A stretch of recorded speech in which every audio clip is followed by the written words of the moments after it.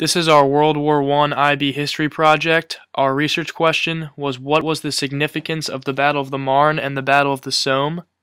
The thesis we came up with was that the Battle of the Marne and the Battle of the Somme both proved to be extremely significant battles during the First World War.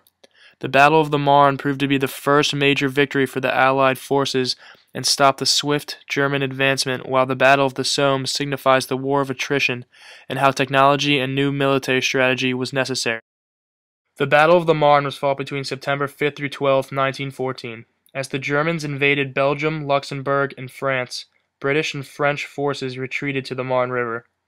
The forces were ordered by General Alexander von Kluck to encircle Paris from the east. French commander Joseph Joffre proposed a counterattack against the German offensive. Joffre, while joining with French forces, spotted a 30-mile gap between the German First Army and Second Army. A wireless message from German Supreme Command outlines their flaws. This message was sent on September 3rd from the German Supreme Command. The intention is to drive the French in a southeasterly direction from Paris. The First Army will follow in echelon behind the Second Army and will be responsible for the flank protection of the armies. The Allies took advantage of this gap by sending the BEF along with the French Fifth Army to attack both German forces simultaneously. On September 8th, the French launched another surprise attack on the German Second Army to cause them to retreat. A report from French Army Commander Joseph Joffre explains their success and confidence. The completeness of our victory becomes more and more apparent. Everywhere the enemy is in retreat. The Germans are abandoning prisoners, wounded, and material in all directions. After the heroic efforts displayed by our troops during this formidable battle, which has lasted from the 5th to the 12th of September, all our armies, exhilarated by success, are carrying out a pursuit which is without parallel in its extension. Our troops, as well as those of our allies, are admirable in morale, endurance, and ardor. The pursuit will be continued with all our energy. The government of the Republic may be proud of the army which it has prepared. The battle ended on September 10th, and the Allies had successfully driven back the Germans due to their surprise offensive and exploitation of poor German communication. Stéphane Audouin-Rousseau, a historian, believes that the newfound French perspective of war led to the success of the Marne. I think that French soldiers were the first ones to experience, in August 1914, a new sort of war, a new efficiency of machine guns, and a new efficiency of artillery. They were the first ones discovering this novelty in European history, this new efficiency of war. And this spirit of offensive of the French army was still alive in the beginning of September, and that is the reason why the French troops were still able to resist on the Marne, and to win the victory on the Marne.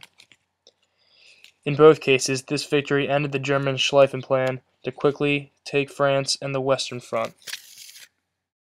The Battle of the Marne thrusted the Germans into a long, costly war where they were unmatched. The victory was vital in the Allies' success during World War I. The Battle of Somme took place on July 1st, 1916, but was preceded by 8 days of heavy artillery bombardment. This was meant to practically destroy the German defenses and allow the British to breeze through their lines. However, the British bombardment was unable to destroy the German barbed wire and concrete bunkers which were created during the slow planning and indecisiveness of British General Douglas Haig's planning. The attack itself began with the explosion of the Hawthorne mine on July 1st. The footage you see was taken by war photographer Geoffrey Malins.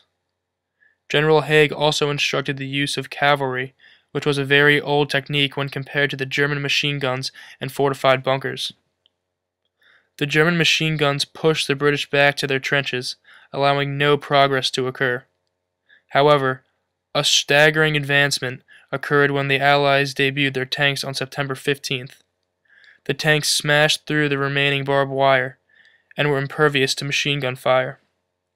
The failure of the Battle of the Somme represented how the war of attrition and constant stalemates could be ended by technological advancements and changes in military strategy.